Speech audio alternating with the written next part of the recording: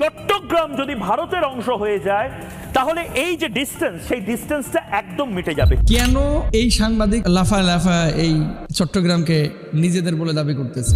ভারতের খুব উল্লেখযোগ্য কোনো মিডিয়া এটা না। তারপরেও যেহেতু চট্টগ্রাম নিয়ে কথা এসেছে, কয়েকটি কথা না বললেই নয়। ওরা যদি এই কথা বলে যে এই চট্টগ্রাম আগে ছিল হিন্দুদের, এখন মুসলমানরা দখল করে নিয়েছে, তাহলে আমরা বলবো গোটা ভারতবর্ষই ছিল মুসলমানদের। কারণ ১-২ বছর না, শত শত বছর, প্রায় ৬০০ বছরের বেশি সময় মুসলমানরা এই অঞ্চলে কর্তৃত্ব দেখিয়েছে এবং পরিচালনা করেছে। চট্টগ্রামকে নিয়ে এই সাংবাদিক তো সবসময় নাচে মানে লাফায় লাফায়, আমরাও দেখেছি ফেসবুক ইন্টারনেটে কি বলে না বলে মিন মিন মিন মিন করে কয়েকদিন আগে একটা কথা বলতেছিল, কি আবার বলতেছে তোমাদের ইলিশ খাবো না, এই সেই। আসলে ফেসবুক ইন্টারনেটের অবাধ বিচরণের পরে মানুষের অনেক ধরনের স্বাধীনতা মানুষ পেয়েছে, সেই স্বাধীনতার অপব্যবহারও করতেছে। ভারতের খুব উল্লেখযোগ্য কোনো মিডিয়া এটা না। তারপরেও যেহেতু চট্টগ্রাম নিয়ে কথা এসেছে, কয়েকটি কথা না বললেই নয়। রাসূল আকরাম সাল্লাল্লাহু আলাইহি ওয়াসাল্লামের হাদিস অনুযায়ী কেউ যদি নিজেদের অধিকার রক্ষার্থে নিজের জান মানে বিসর্জন দেয়, ধরেন বেঈমানের সাথে শত্রুপক্ষের সাথে মোকাবেলা বা লড়াই করতে গিয়ে নিজের অধিকার রক্ষার্থে সে যদি মারা যায়, তাকে শাহাদাতের মর্যাদা দেওয়া হয়। কখনো যদি পার্শ্ববর্তী কোনো দেশ অথবা বহির্বিশ্বের কোনো দেশ আপনার সার্বভৌমত্বের উপরে, আমাদের সার্বভৌমত্বের উপরে আঘাত হানে, তাহলে শুধুমাত্র এটা আপনার নৈতিক দায়িত্ব না, এটা আপনার ইমানি দায়িত্ব, আপনার সার্বভৌমত্ব রক্ষার জন্য লড়াই করা। ধরে নেন মিয়ানমার এই চট্টগ্রাম চাইলো বা খাগড়াছড়ি, রাঙ্গামাটি, বান্দরবন এই অঞ্চলটাকে দখল করে নিতে চাইলো। আপনার আমার ইমানি দায়িত্ব, এটা কোরআন এবং সুন্নাহর ভাষ্য অনুযায়ী ইমানি দায়িত্ব হচ্ছে এই ভূখণ্ডটা যেহেতু মুসলমানদের সাথে আছে, এবং কাফেররা যদি ছো মেরে এই ভূখণ্ড নিয়ে যায়, নামাজ পড়া আপনার উপরে যেমন ফরজ, এই মুসলমানদের এদের সাথে লড়াই করাটা তেমন ফরজ হয়ে যাবে। এটা শুধুমাত্র মানে ইসলামের ক্ষেত্রে যে কথাটা বলতেছে বিষয়টা এরকম না। কোনো ধর্মের মানুষই তার ভূখণ্ড আরেকজন নিয়ে চলে যাক, এটা কিন্তু চাইবে না। দ্বিতীয় পয়েন্ট, আরেকটা বিষয়, যে তারা যদি লড়াই করে পরবর্তীতে শহীদ হয়, ধরেন বাংলাদেশে আরেকটা যুদ্ধ হলো, এখন কেউ লড়াই করেছে নিজের অধিকার রক্ষার্থে, অবশ্যই সে শাহাদাতের মর্যাদা পাবে। চট্টগ্রাম আগে ছিল পুরোটাই হিন্দুদের দখলে, এরপরে মুসলমানরা এটা নিয়ে নিয়েছে। মিথ্যা কথা।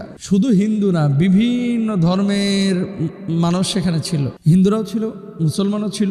শাহজালাল ইয়ামানি রহিমাহুল্লাহ যেমন সিলেটে মেহনত করেছেন। তারপরে আমরা জানি চারজন সাহাবীর পদধূলিতে ধন্য হয়েছে চট্টগ্রামের মাটি। এর মধ্যে একজন হচ্ছে সাদ বিন আবি ওয়াক্কাস রাদিয়াল্লাহু তাআলা আনহু। তিনি যখন চীনে সফর করেছিলেন, চীন যাওয়ার পথে চট্টগ্রামের কিছু অঞ্চল তিনি সফর করেছিলেন। আপনাদেরকে যে বিষয়টি বলতে যাচ্ছি, ওরা যদি এই কথা বলে যে এই চট্টগ্রাম আগে ছিল হিন্দুদের, এখন মুসলমানরা দখল করে নিয়েছে, তাহলে আমরা বলবো গোটা ভারতবর্ষই ছিল মুসলমানদের। কারণ ১-২ বছর না, শত শত বছর, প্রায় ৬০০ বছরের বেশি সময় মুসলমানরা এই অঞ্চলে কর্তৃত্ব দেখিয়েছে এবং পরিচালনা করেছে। তো অতীত নিয়ে টানাটানি করে আসলে নিজের ভূখণ্ড দাবি করা স্বাধীন সার্বভৌম একটা রাষ্ট্রের ব্যাপারে, এটা আসলে একেবারে একটা পাগলামি। ৩ নম্বর বিষয় আসেন, কেন এই সাংবাদিক লাফায় লাফায় এই চট্টগ্রামকে নিজেদের বলে দাবি করতেছে? কারণ হচ্ছে, দেখেন চট্টগ্রামের আশপাশের যে জায়গাগুলো, চট্টগ্রাম অঞ্চলের ওই পারে হচ্ছে ত্রিপুরা, এদিকে হচ্ছে আপনার মিজোরাম, আর এক পাশে হচ্ছে সাগর। তো এই যে আসাম, মেঘালয়, মিজোরাম, ত্রিপুরা, এগুলোর সাথে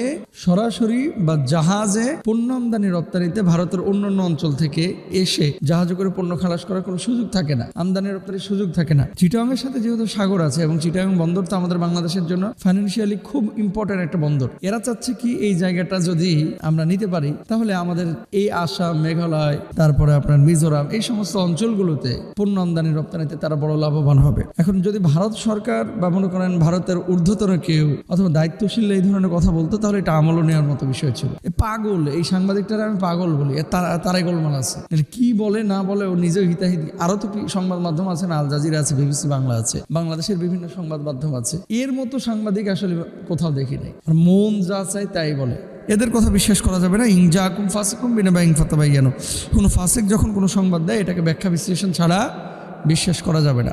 তাহলে আমাদের ভূমিকা কি হবে? যদি কখনো কেউ এই চট্টগ্রাম বলেন, সন্দ্বীপ বলেন, সেন্ট মার্টিন বলেন, এদিকে কোন নজর দেয়, প্রয়োজনে বুকের রক্ত দেওয়া, প্রয়োজনে তাদের জন্য জীবন বাজি রেখে লড়াই করে নিজের স্বাধীন সার্বভৌম ভূখণ্ডকে রক্ষা করা, এটা শুধুমাত্র আপনার উপরে আবশ্যক না, বরং